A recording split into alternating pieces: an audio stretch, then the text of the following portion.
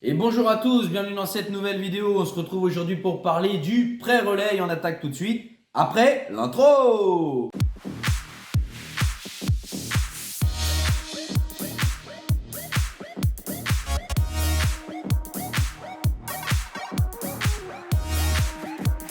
Donc au sommaire de cette vidéo, on va voir la définition du pré-relais, on va voir comment il est calculé, on va voir les avantages et les inconvénients et les différents types de pré-relais. Et on attaque tout de suite pour la première partie, la définition.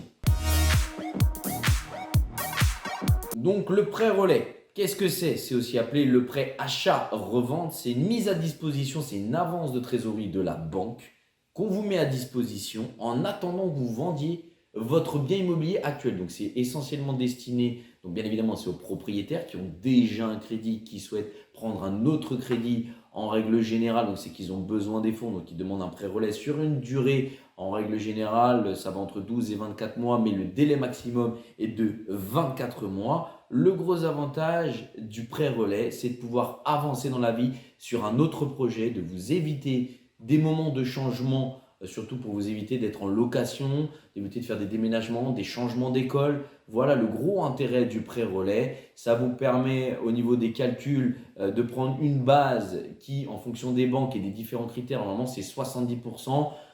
Les différentes banques en fait demandent des avis de valeur, donc des estimations d'agents immobiliers d'au moins 2 agences différentes.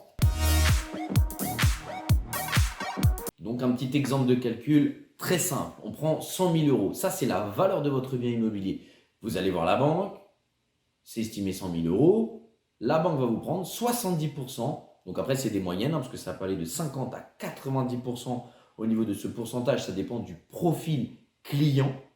Et en fonction de ça, vous avez un montant qui est accordé en termes de prêt. Donc, si vous achetez un bien à 200 000 euros, par exemple, la banque, elle va vous dire, votre bien, il vaut 70 000 euros, je vous prends 70 000 euros, il faut financer la différence, 130 000 euros. Donc, soit vous avez une situation financière au niveau des revenus que vous avez mensuellement du foyer fiscal qui vous permet d'enchaîner, d'aller plus loin et d'acheter plus grand, ça c'est magnifique. Sinon, dans tous les cas, on aura un blocage. Mais le gros avantage en fait du prêt relais, vous allez le voir parce que là, il y en a des différents. Il y a le adossé, il y a le prêt relais sec et il y a le prêt relais de rachat d'encours. Et on les attaque tout de suite parce que vous allez voir, ça fait vraiment la différence. Donc, le prêt relais avec le rachat d'encours, c'est tout simplement en fait la banque, donc la nouvelle banque qui finance votre projet, va racheter votre encours bancaire. 2 avantages, augmenter la durée de remboursement, donc allonger la durée de remboursement exactement, et de diminuer votre endettement. Donc maintenant, le prêt relais sec, il est utilisé lorsque le besoin que vous avez en financement du nouveau projet, il est inférieur au montant du prêt relais du bien actuel. Je m'explique concrètement, vous avez un bien immobilier où vous êtes propriétaire par exemple à 300 000 euros.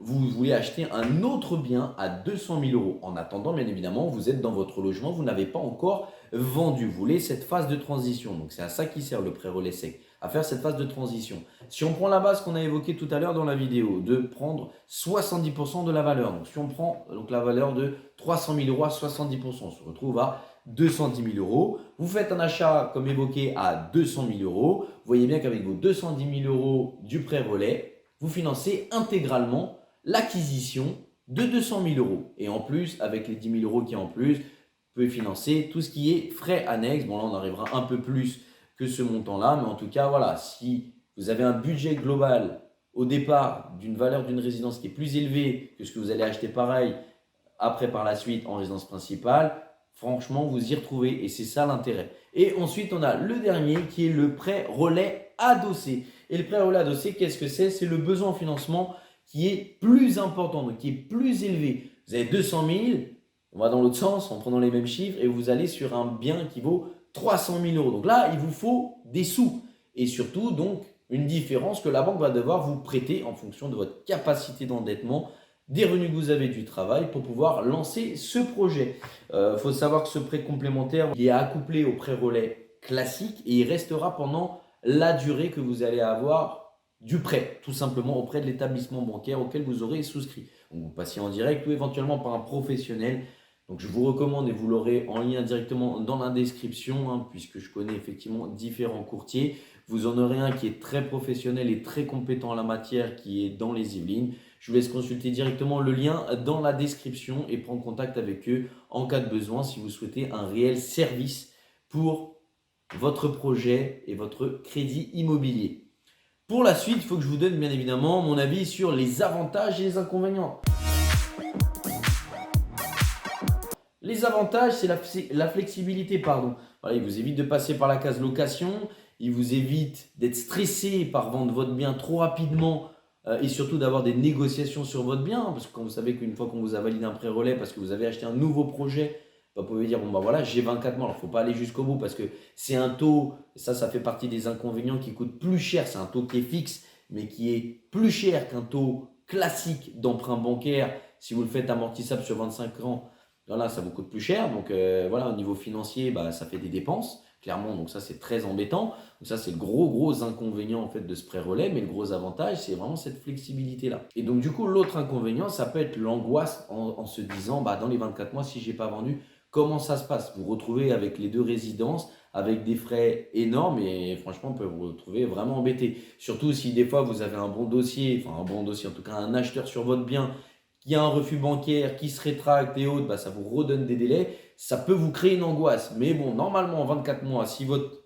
bien immobilier il est sur le prix du marché, a priori, même dans des zones un peu compliquées et tendues, normalement, tout se vend. C'est qu'une question de temps. Retenez bien ce que je viens de vous dire et une correction bien évidemment de prix en cas de besoin. Et c'est toujours une question de prix. Si vous ne vendez pas au bout de 12-24 mois, c'est que le prix n'est pas bon parce que les acheteurs ne sont pas là et ne sont pas acheteurs de votre bien, tout simplement.